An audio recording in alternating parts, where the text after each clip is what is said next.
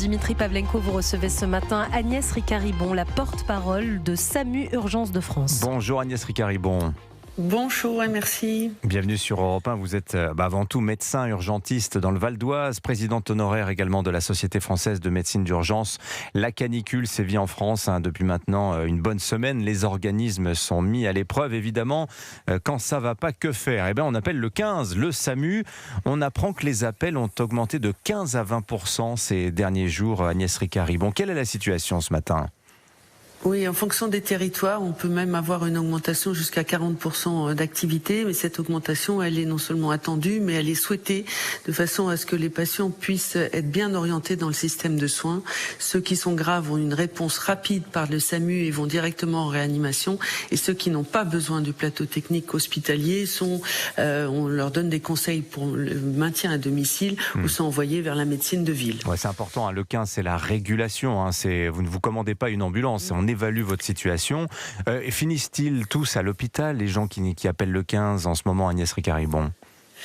Non, l'augmentation de l'activité aux urgences est plutôt de 10 à 15%, mais là on voit les pathologies chroniques qui se décompenser, parce que ça se décompense toujours en décalé par rapport au début de la canicule, oui. Et c'est maintenant qu'on a une augmentation assez importante des motifs de recours aux urgences qui sont en lien avec la déshydratation et la canicule. Oui, une espèce de latence, d'inertie face à ça, et vous vous attendez donc à passer la prochaine semaine, au moins une semaine, de manière éprouvante?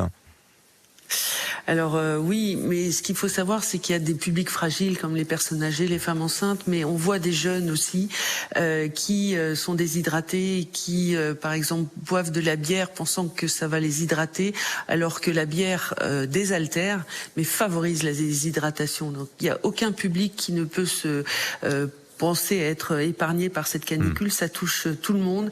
Les organismes sont mis à rude épreuve et on voit des jeunes qui ont des malaises, des pathologies qui décompensent également aux urgences. Il n'y a pas que les personnes âgées. Ouais. Alors, le Premier ministre Sébastien Lecornu, Agnès Ricard-Ribon, a activé mardi le plan Orsan au niveau 2 sur 4. Alors, ce plan Orsan, O-R-S-A-N, il est assez peu connu. Qu'est-ce que c'est exactement ? Alors c'est un plan de réponse aux crises sanitaires. C'est le Orsan Clim lié au climat que l'on déclenche en anticipation de façon à pouvoir être en capacité de gérer la crise. Et par exemple, nous, ce qu'on attend de ce plan Orsan, c'est qu'il libère des lits d'hospitalisation parce qu'aux urgences, on est en capacité d'accueillir beaucoup plus de patients. On sait s'adapter. La gestion de crise, ça fait partie de notre métier. Donc on en accueille plus, on sait les diagnostiquer, les traiter, mais ce qu'on ne sait pas faire, c'est les faire sortir en hospitalisation quand il n'y a pas de lit. Et c'est ça qui engorge les urgences. Donc ce qu'on attend du plan Orsan Clim, c'est qu'il y ait une libération de lits d'hospitalisation et qu'il y ait des déprogrammations non urgentes. On voit les gens s'aggraver dans les services d'hospitalisation qui ne sont pas climatisés, avec des hyperthermies maintenant. Donc il faut décaler les interventions non urgentes. Alors le problème étant que de certains de ces hôpitaux, il fait jusqu'à 30, 35 degrés. Vous avez aussi, Agnès Ricard-Ribon, des remontées de témoignages de médecins qui vous envoient des photos des hôpitaux transformés en fournaises, certains qui travaillent en tenue de papier. Racontez-nous. Oui, on a des remontées. Il y a même des services d'urgence qui sont pas climatisés et ils ont entre 32 et 35 degrés dans les chambres.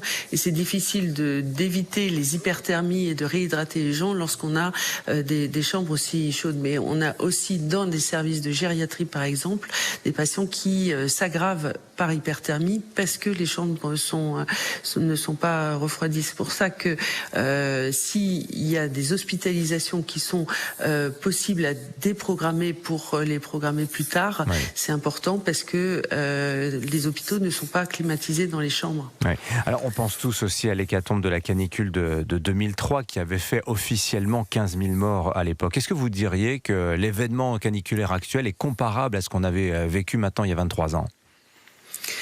Alors, c'est comparable en termes de climat, mais on est mieux préparé que par rapport à 2003. Déjà, dans les EHPAD, il y a des pièces réfrigérées et il y a une une prévention, les messages de prévention passent mieux quand même. Donc on espère ne pas avoir le même taux de mortalité parce que la population est mieux préparée. Et dans les communes, il y a les CCAS, les centres d'action sociale, qui ont des listings de personnes fragiles qu'ils appellent régulièrement de façon à voir si tout va bien. Donc, mais les hôpitaux aujourd'hui sont mieux préparés par rapport à la crise, mais pas à la hauteur de ce que l'on souhaiterait, puisqu'ils ne sont pas climatisés et qu'on a des gens qui s'aggravent même dans les services d'hospitalisation. Bon, c'est quoi la journée qui vous attend, Agnès Ricard-Ribon? J'imagine que vous n'avez pas très bien dormi comme tout le monde avec les chaleurs actuelles. Vous vous attendez à une journée difficile encore là? On s'attend à plusieurs jours difficiles, parce que comme vous le savez, les pathologies chroniques décompensent toujours en décalé.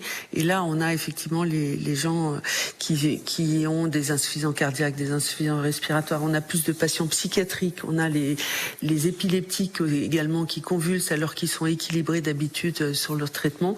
Et on a des jeunes qui aussi sont touchés par la chaleur. Voilà, la bière, ça désaltère, mais ça déshydrate. Il faut le savoir. On retiendra ça notamment de ce que vous nous avez dit ce matin. Merci beaucoup Agnès Ricard-Ribon, la porte-parole de SAMU Urgence de France, était avec nous ce matin sur Europe 1. Bonne journée à vous.